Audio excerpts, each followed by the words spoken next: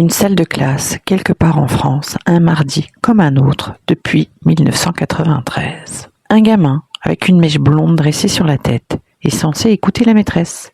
Sauf que dans sa tête, il est déjà ailleurs, en train d'élaborer une théorie complètement tordue sur pourquoi les adultes se font la bise 2 fois et pas 3. Ou sur ce que pense vraiment Nadia quand elle le regarde. 2 secondes plus tard, il dit cette théorie tout haut, devant toute la classe.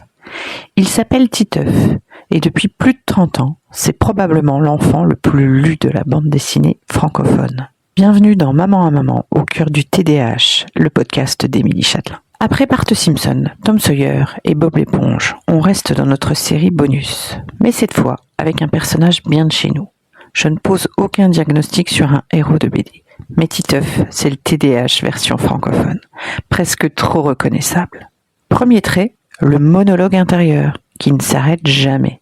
Titeuf n'écoute presque jamais vraiment ce qu'on lui dit, parce que dans sa tête, ça tourne, déjà sur autre chose, une théorie, une question existentielle à sa façon, un détail qui l'obsède. Ce n'est pas de l'inattention par un manque d'intérêt pour les autres, c'est un cerveau qui produit en permanence, même quand rien ne le sollicite de l'extérieur. L'hyperactivité mentale, celle qu'on ne voit pas parce qu'elle ne se traduit pas forcément par de l'agitation physique. Comparaison avec aujourd'hui, l'enfant qui a l'air dans la lune, en classe, qu'on croit passif ou peu concerné. En réalité, sa tête tourne à plein régime, juste pas sur la leçon qui est en cours. Le deuxième trait, l'impulsivité verbale, sans filtre. Titeuf dit absolument tout ce qui lui passe par la tête, au moment exact où ça lui passe par la tête, sans jamais évaluer la conséquence sociale. C'est souvent hilarant dans la BD. C'est souvent très compliqué dans une salle de classe, où ce comportement vaut des mots dans le carnet et des « il n'a aucun filtre » en réunion parents-prof.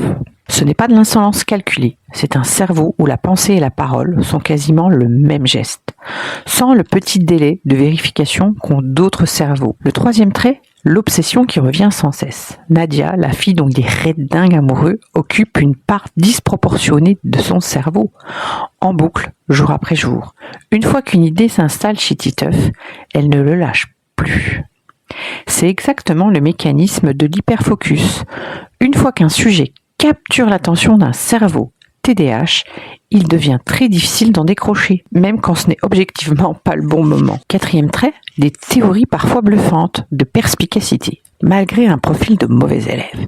Titeuf ne comprend pas grand-chose au programme scolaire, mais il observe le monde des adultes avec une justesse déconcertante, presque philosophique, à sa manière.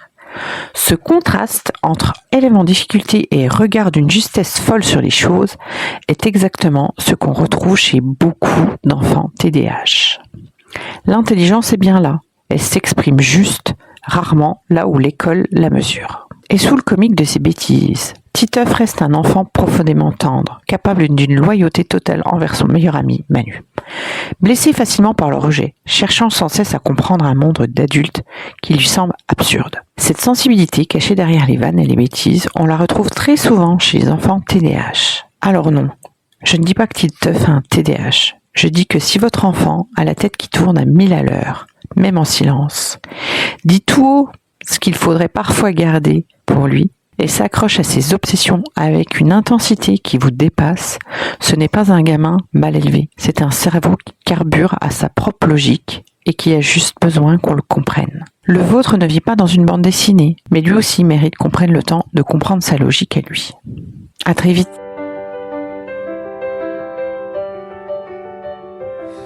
Maman, maman, au cœur du TDAH, du chaos à la sérénité. Maman, maman, au cœur du TDAH, du chaos